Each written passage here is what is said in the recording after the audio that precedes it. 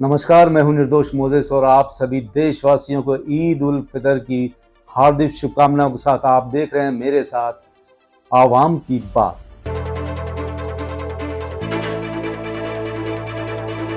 अक्सर हल हो जाते हैं उनके मसले जिनके पास होते हैं तख्त व ताज। दब जाती है अक्सर जिनकी आवाज, हम उठाएंगे उस आवाम की आवाज। आवाम की बात में आपको हम बताते हैं, जैसे जैसे 2024 के लोकसभा चुनाव नजदीक आ रहे हैं, वैसे वैसे विपक्ष के ऊपर सीबीआई और ईडी की जांच भी बढ़ती जा रही है। संसद में अडानी के मुद्दे पर प्रधानमंत्री मोदी से सवाल पूछने वाले राहुल गांधी को मानहानि के एक केस में 2 साल की सजा सुना दी गई, तो 24 घंटे भी नहीं बीते कि उनकी सदस्यता भी रद्द कर दी गई। ये सब इतनी जल्दी किया गया जैसे कि राहुल गांधी को अगर सांसद पद से नहीं हटाया गया तो वो मोदी के लिए बड़ा खतरा बन जाएंगे।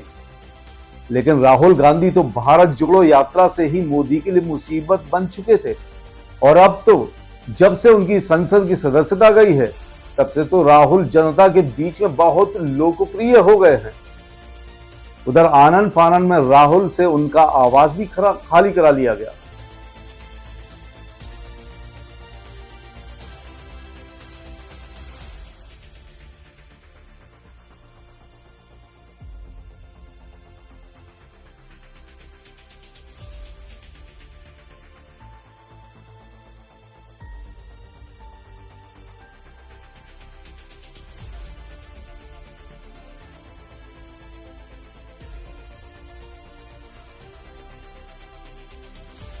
लेकिन जो लोग किसी हाउस के सदस्य भी नहीं हैं, उनके घरों को अब तक खाली नहीं कराया गया।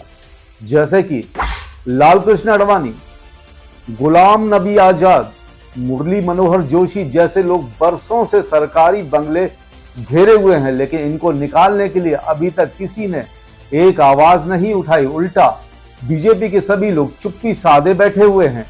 अब बात करते हैं पुलवामा हमले की, जिसमें हमारे 40 जवान शहीद हो गए। तत्कालीन जम्मू कश्मीर के राज्यपाल सत्यपाल मलिक ने करण थापर को दिए अपने एक इंटरव्यू में प्रधानमंत्री मोदी पर आरोप लगाए हैं कि उन्होंने मलिक को चुप रहने के लिए कहा। जिस दिन यह घटना घटी उस दिन प्रधानमंत्री मोदी उत्तराखंड में अपनी वीडियो शूट कर रहे थे और उनके फोन से संपर्क नहीं हो पा रहा था, ऐसा सत्यपाल मलिक बता रहे हैं अपने बयान में। पहले ये वीडियो देखिए जिसमें सत्यपाल मलिक प्रधानमंत्री पर टिप्पणी कर रहे हैं। CRPF people ask for aircraft to ferry their people because इतना बड़ा कॉन्वॉय कभी रोड से नहीं जाता है। आपसे पूछा था ये आपसे? ये मेरे से नहीं, जो जिससे कंसर्न थे होम मिनिस्ट्री से पूछा, राजनाथ जी के यहाँ। They refuse to give. अगर मेरे से पूछते तो मैं एयरक्राफ्ट देता उनको, कैसे भी देता। 5 एयरक्राफ्ट की जरूरत थी सिर्फ, उनको एयरक्राफ्ट नहीं दिया गया। ये आप इम्पोर्टेंट चीज कह रहे हैं। होम मिनिस्ट्री से इजाजत मांगी एयरक्राफ्ट के लिए and home ministry refuse to give. Yes, and I told it to the prime minister same evening कि ये हमारी गलती से हुआ है, अगर हम एयरक्राफ्ट दे देते तो ये नहीं होता। तो उन्होंने मुझे कहा कि तुम अभी चुप रहो। तो सुन लिया आपने कि हमारे देश के 40 वीर जवान मौत के आगोश में समा गए और प्रधानमंत्री राज्यपाल को चुप रहने की सलाह दे रहे थे। यही नहीं, देश के सुरक्षा सलाहकार अजीत डोभाल ने भी राज्यपाल को चुप रहने की सलाह दी। इससे भी आश्चर्य की बात तो यह है कि मोदी ने 2019 पर उन्हीं शहीदों के नाम पर वोट मांगे जिनको गृह मंत्रालय ने हेलीकॉप्टर ना देकर सरेआम मरने के लिए छोड़ दिया था। वीडियो देखेंगे, वीडियो में आपको बिल्कुल साफ दिखाई दे जाएगा कि सब चीजें क्या चल रही हैं। मैं मेरे फर्स्ट टाइम वोटर से कहना चाहता हूं कि आपका पहला वोट पुलवामा में जो वीर शहीद हुए, उन वीर शहीदों के नाम आपका वोट समर्पित हो सकता है क्या? अब सवाल ये उठता है कि रक्षा मंत्री राजनाथ सिंह ने देश के वीर जवानों को हेलीकॉप्टर क्यों नहीं उपलब्ध कराए। हादसे के बाद रक्षा मंत्री राजनाथ सिंह ने अपने पद से इस्तीफा क्यों नहीं दिया। अब बात मीडिया की करते हैं, जो पूरी तरह चाटुकार बन चुकी है और अपनी जिम्मेदारियों से दूर भाग रही है।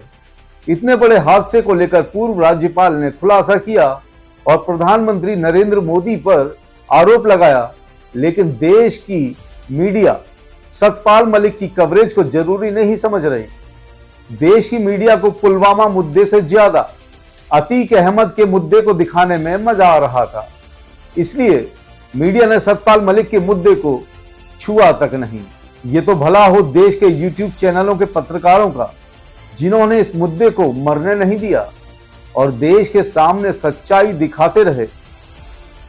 उधर महाराष्ट्र में बीजेपी के समर्थन वाली एकनाथ शिंदे की सरकार खतरे में आ गई। इसका कारण है सुप्रीम कोर्ट का आने वाला वो फैसला, जिसमें मुख्यमंत्री एकनाथ शिंदे समेत 40 विधायक अयोग्य साबित हो सकते हैं, जिससे सरकार गिर सकती है। लेकिन ठहरिए, इसका नाम बीजेपी है और जब ये 2 सीट लेकर भी सरकार बना सकती है तो महाराष्ट्र में तो उसके 105 विधायक हैं।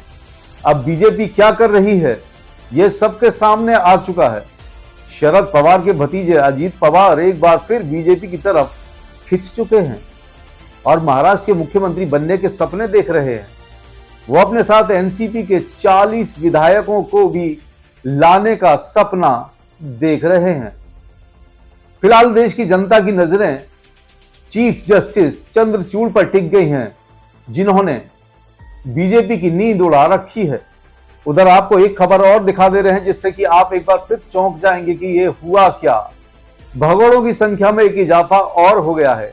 चौंकिए नहीं, ये कोई नया भगोड़ा नहीं है, बल्कि अडानी का संधि है, जो 7,000 करोड़ रुपए लेकर भारत से कैरेबियन देश भाग गया है और 2016 में वहां की नागरिकता उसने ले ली है। इस भगोड़े का नाम है जतिन मेहता। आपको अब यह भी बता दें कि कैरेबियाई देश से भारत की मोदी सरकार कोई कार्यवाही नहीं कर रही है और भगोड़े जतिन मेहता को लेकर कांग्रेस लगातार हमलावर है। लेकिन क्या आपको मेन स्ट्रीम मीडिया कुछ दिखा रही है? जतिन मेहता ने कैरेबियन देश की नागरिकता इसलिए ली है कि भारत की उस देश के साथ प्रत्यर्पण संधि नहीं है। मतलब साफ है कि भगोड़े देश की संपत्ति लेकर भागते रहेंगे और सरकार आम जनता पर टैक्स का बोझ डालकर उसकी कमर तोड़ती रहेगी। आज के लिए सिर्फ इतना ही। कल फिर से कुछ नया लेकर आपके सामने हाजिर होऊंगा। तब तक के लिए मुझे यानी निर्दोष मोजेस को दीजिए इजाजत। नमस्कार। एन न्यूज़, साथ सच का।